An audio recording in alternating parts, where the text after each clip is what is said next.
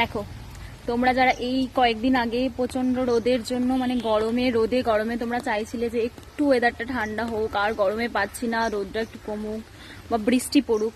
হঠাৎ করে এই বৃষ্টি পড়ছে কাল থেকে, এই দুদিন বৃষ্টি হবে, দিয়ে আবার চাইবে উফ বৃষ্টি আর ভালো লাগছে না, কাপড় শোকাচ্ছে না, তারপরে ভালো লাগছে না, প্যাচপ্যাচে কাদা, এরকম বলতে থাকবে।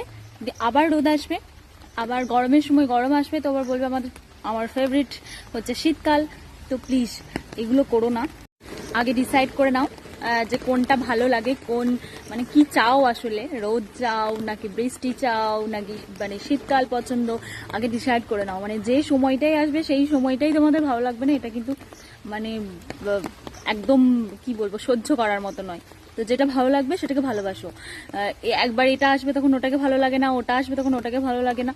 তো আমার অলওয়েজ রেনি ডে ফেভারিট। তো আমি সবসময় এটাকে এনজয় করি। তোমরা যদি আমার ফেসবুকের আগের ভিডিওতে যাও তাহলে দেখতে পাবে আমি ভীষণ ভীষণ ভীষণ ভীষণ পছন্দ করি এই বৃষ্টিতে ভিজে ভিজে কাজে যাওয়া হোক, যাই হোক, যাই করতে হোক না কেন, বৃষ্টি আমার অলওয়েজ ফেভারিট।